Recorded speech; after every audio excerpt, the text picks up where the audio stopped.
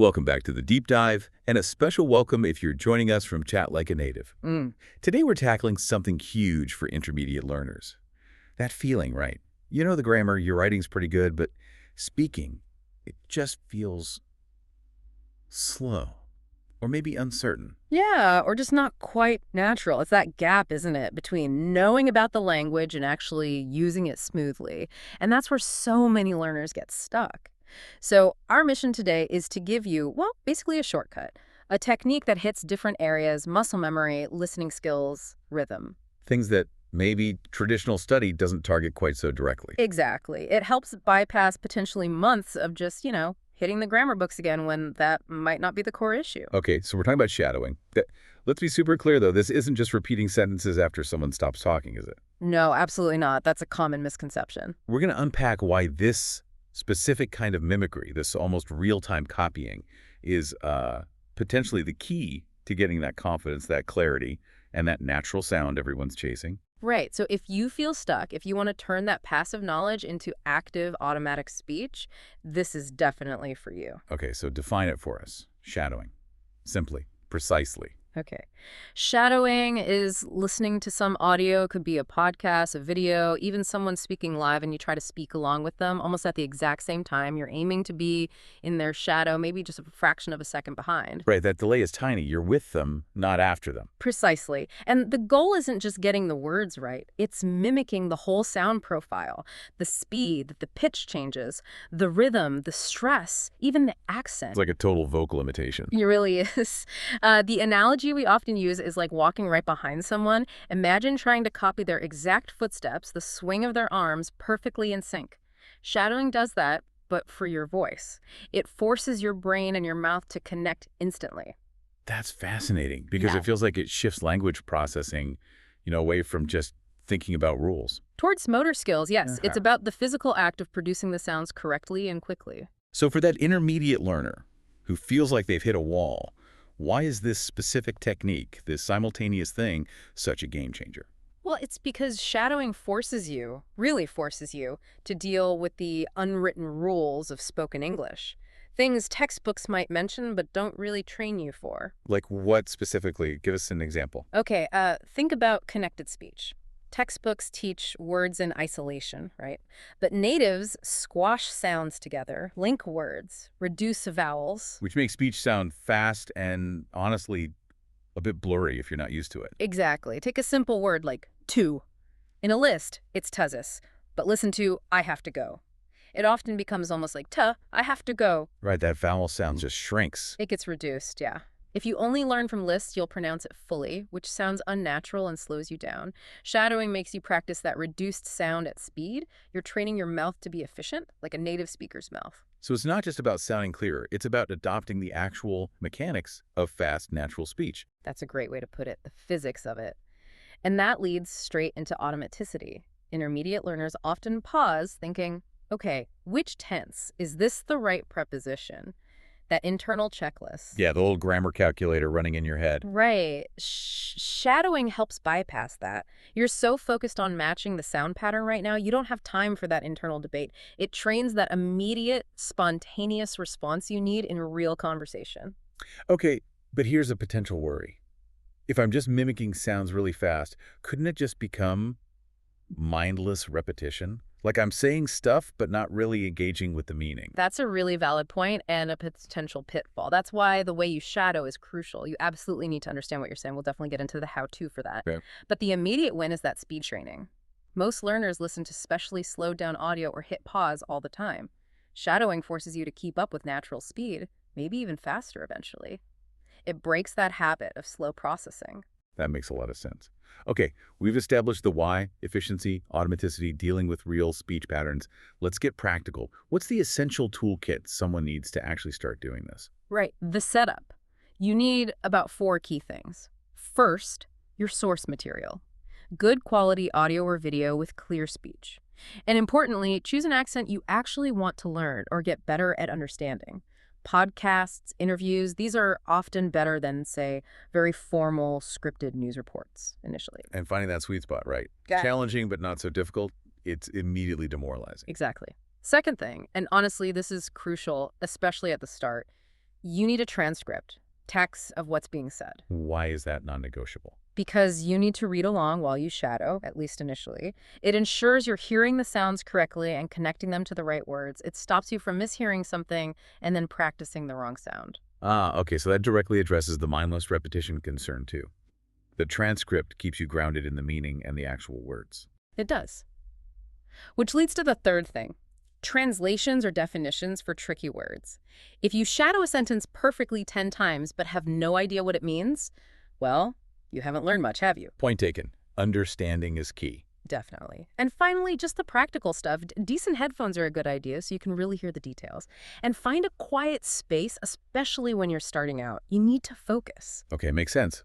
We're surrounded by tech. You mentioned podcasts, YouTube.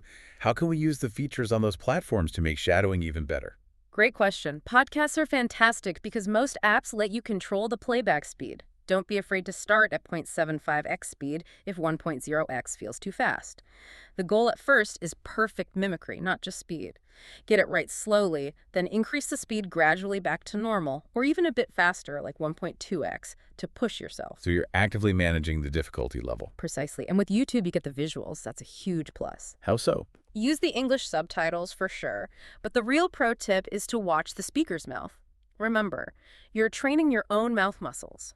Seeing how a native speaker forms tricky sounds like the sound or the difference between L and R gives you physical cues. So you're learning pronunciation with your eyes as well as your ears. Exactly. It helps with rhythm, too, seeing their gestures and expressions. Informal chats, interviews, vlogs, those are usually great for this. What about songs? People often suggest learning with music. Is that good for shadowing?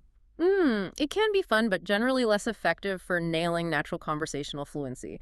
The melody and rhythm of music often stretch or change word pronunciation in ways you wouldn't use when just talking. Okay. If you do use songs, pick ones with really clear, maybe slower vocals, and always use the lyrics like a transcript. But honestly, the most important thing, more than the material. Let me guess. Consistency. You got it. Short, focused sessions every day, even just 5 or 10 minutes, are way, way better than one long session once a week. Fit it into your commute while doing chores, walking the dog, build the habit. Right. Consistency powers it, but we need a plan. So let's lay out the blueprint. If someone's ready to start today, what's the step-by-step strategy for an intermediate learner? How do they progress? Okay, we usually recommend a 5-stage approach. This stops you from jumping in too deep too soon. Stage 1 is just familiarization. Pick a short clip, maybe 30 seconds, a minute max. Listen to it a couple of times without shadowing. Just listen. Then read the transcript. Look up any words you don't know. Really understand the meaning, the context, the tone. So foundation first. Yeah. Understand before you speak. Absolutely. Then stage 2. Slow shadow with text. Play that same clip again, but maybe slow it down a bit, 0.75x or 0.8x speed. Now read the transcript while speaking along, just slightly behind the speaker. Your only goal here is matching the sounds, the pauses, the intonation, those little vowel reductions we talked about. Focus on accuracy, not speed. Got it. Slow and accurate with the text as a safety net. Exactly. Then stage 3. Simultaneous shadow with text. Now you start increasing the speed back towards 1.0x normal speed. Try to speak at the same time as the speaker or as close as you possibly can. You still have the transcript there. This is where your brain starts to really feel that challenge of processing input and producing output simultaneously. It's great training for real conversation pressure. Okay, so the first 3 stages are really about mastering the input with different levels of support. Then comes the bigger leap. Right. Stage 4 is the big one. Shadow without the transcript. Put the text away. Just use the audio. Try to shadow along. You'll probably fall behind. You might stumble. That's okay. Resist the urge to just stop. If you get lost, pause the audio, maybe rewind a few seconds and try again. The goal is to rely only on your ear and the muscle memory you've started building. That feels like the real task. It is. And finally, stage 5 is about variety and complexity. Once you're comfortable shadowing short clips without text, start mixing it up. Try different speakers, different accents, maybe faster conversations, maybe slower, more descriptive narration. Try different types of material. Keep challenging your brain and your ears. Makes sense. Keep it fresh. Keep pushing.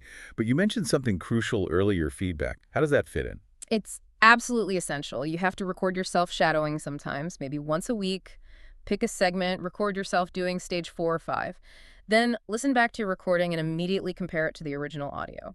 Way do you sound different? Is your rhythm off? Are you missing linking sounds? Is your intonation flat? Ooh. I can see how that would be revealing. Maybe a little uncomfortable, but revealing. It can be, but it's incredibly valuable. If you don't get that feedback, you might be practicing mistakes without realizing it. Small errors can become ingrained habits if you never catch them. Recording is how you catch them. Okay, that makes the whole process really actionable. Now, let's talk roadblocks. Even with a solid plan, people hit snags. What are the top, say, 2 or 3 mistakes learners make with shadowing that hold them back? Number one, definitely, is skipping stage one, jumping straight into shadowing complex audio without really understanding it or checking the transcript. That leads straight to mishearing sounds and practicing errors.